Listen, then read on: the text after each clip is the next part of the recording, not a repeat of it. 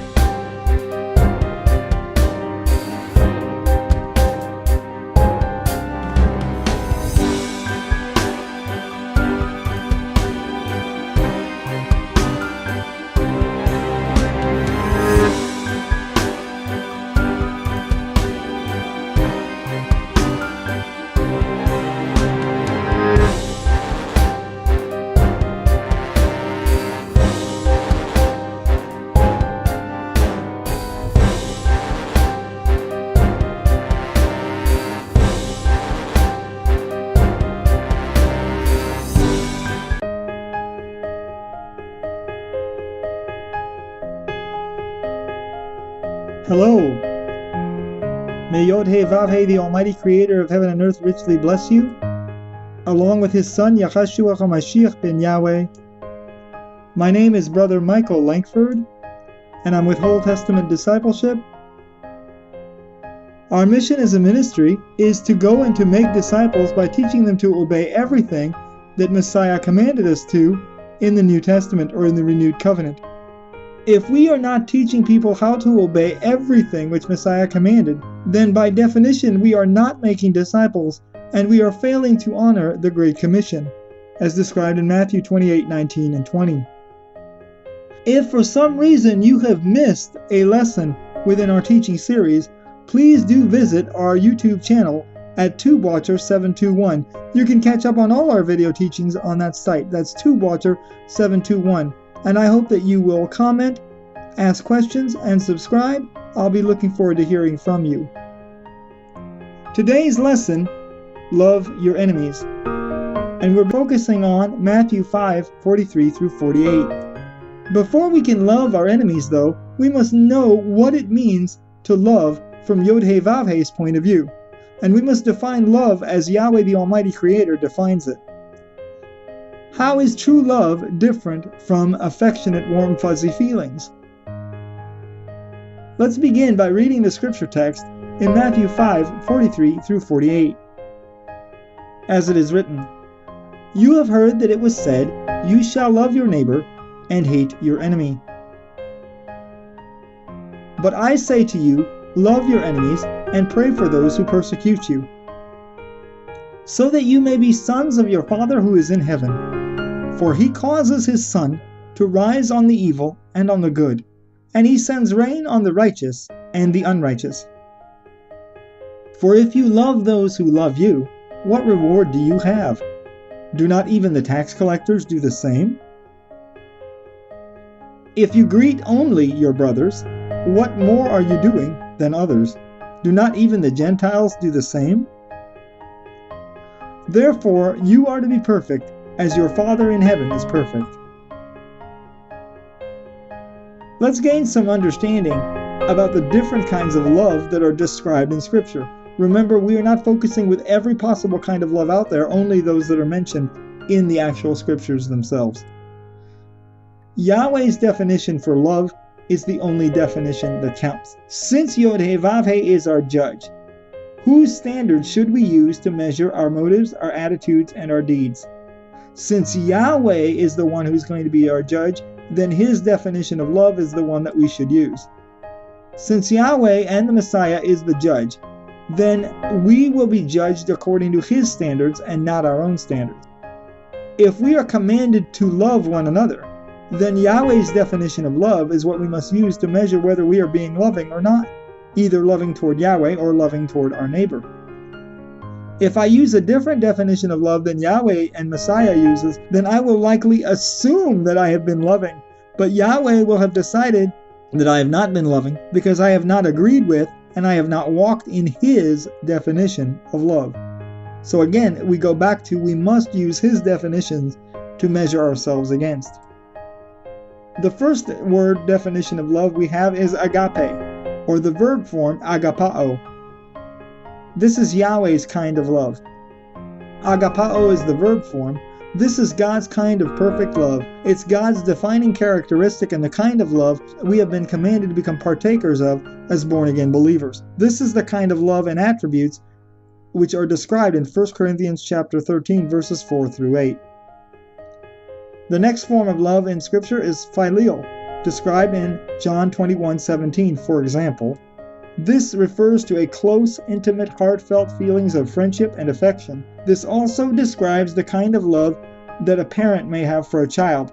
This is strictly love between two human beings. Philadelphia.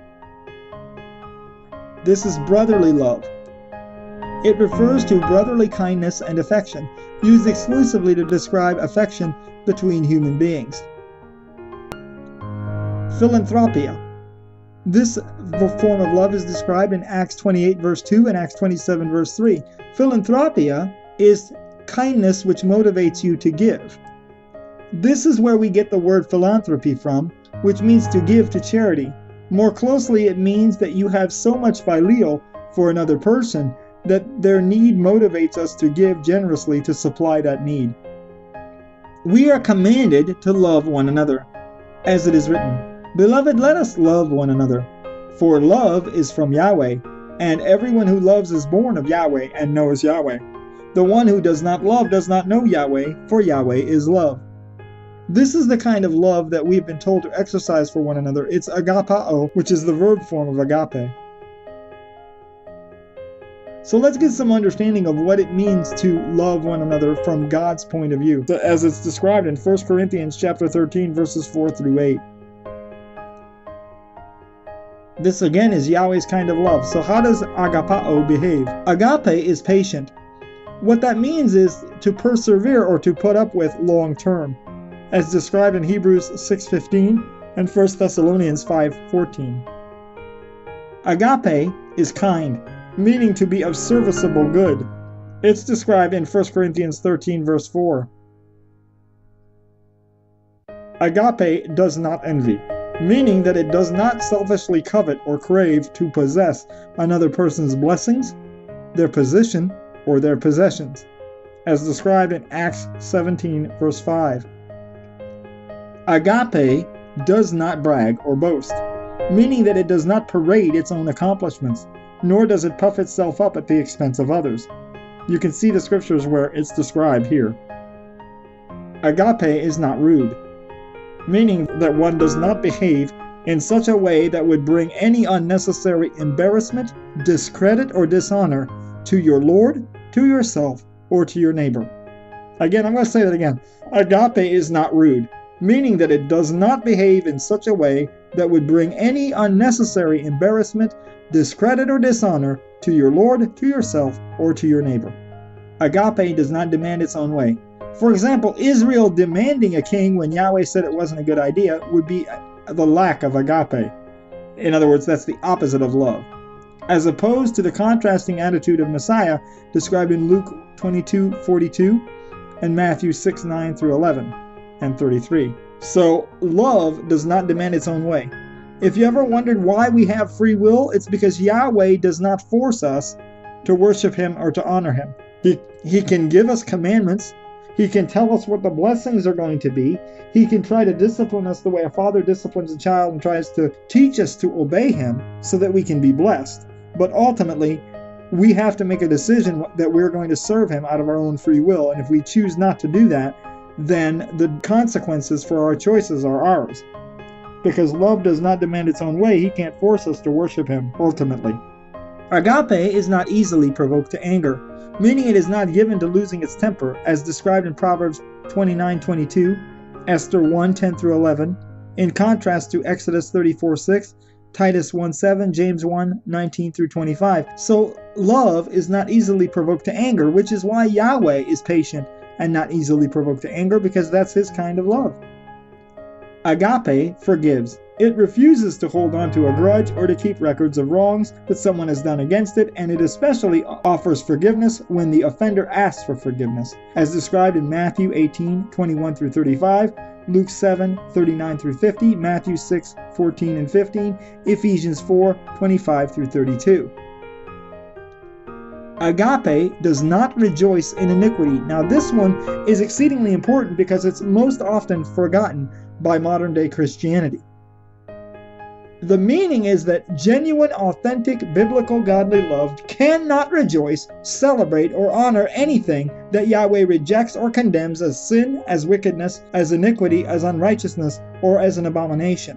True love cannot say that something is good when the Creator of the universe has called it evil. You ever wonder why true biblical Christians cannot rejoice at an abortion? The reason they can't rejoice in abortion and celebrate abortion, the reason they can't do that is because shedding innocent blood is an abomination, for example. So if it's an abomination, it doesn't inherit the eternal kingdom. Therefore, a true Christian cannot rejoice in abortion because there is no more blood innocent than a baby. And if you shed innocent blood, you are committing abominations which Yahweh hates. Therefore, a true Christian cannot rejoice in it. It's iniquity. The same holds true for adultery or gay marriage or any other sin that the Bible declares to be sin or that Yahweh's word declares to be sin. The reason we can't rejoice in it is because part of loving means I cannot rejoice in what God considers to be sin. True love, agape, rejoices in the truth. If I'm rejoicing in the truth, that means that true love must also rejoice in the Torah, the laws, commandments, and the instructions of Yahweh in the books given to Moses. Why? Because the truth is described in those books, as in 1 Corinthians 13:6, John 17:17, Psalm 119:142, Psalm 119:151, Psalm 119:160, and John 14:6. If you are not rejoicing in the truth, you are not being loving. If you are rejoicing in what Yahweh considers to be iniquity and sin, you are not loving. Agape continues believing. True love continues walking in faith toward Yahweh regardless of the circumstances. Agape continues hoping. Love continues to be faithful to Yahweh. It continues acting with the expectation that YHWH will move and act according to his promises, as described in Matthew 7:7 and 8, Galatians 6:7 through 10, Romans 8:23 through 25, Hebrews 11:6. True agape refuses to quit or to give up, as described in Proverbs 3:5 through 8 and Proverbs 37:3. True love continues walking in faith toward Yahweh, again, regardless of the circumstances. It doesn't quit. So there you have it. That's the biblical definition of agape and of love. Ladies and gentlemen, this is how we are told in Scripture that we should learn to treat our enemies. Can you imagine how much better we should be treating those whom we love and those who love us? Can you imagine how much better we should be treating our friends? How much better should we be treating those who love and want to love and to serve Yahweh just as much as we do? How much should we be treating fellow believers like this? If this is how we're to treat our enemies, how much better should we be treating those who are trying to serve Yahweh as we are? As it is written, so then, while we have the opportunity, let us do good to all people, and especially to those who are of the household of faith. Galatians 6, verse 10. Come back to me for a moment and we'll close. As Christians, we know that we are supposed to love YHWH, love Messiah with all our heart, with all our soul, with all our mind, and with all our strength. And we know that we're supposed to love our neighbor as ourselves. But in order to be truly loving toward Yahweh and loving toward our neighbor, we must define what it means to love Yahweh and to love our neighbor as Yahweh Almighty, the creator of the universe, defines that term. I can think I've been loving all I want, but today, the only definition of love that matters is Yahweh's, because ultimately He's the judge, and He's going to decide whether I've been loving or not, so it's His definition I'd better use. Now, In America today, people have an attitude that as long as I'm affectionately disposed and I have warm, fuzzy feelings and I'm not overtly offended by Yahweh, then I'm supposedly loving Yahweh. Or as long as I have warm, fuzzy, cuddly feelings toward my neighbor, then I'm loving my neighbor. But that is not how the Bible defines love. Did you notice that in Yahweh's definition of love, there's very little feelings involved at all?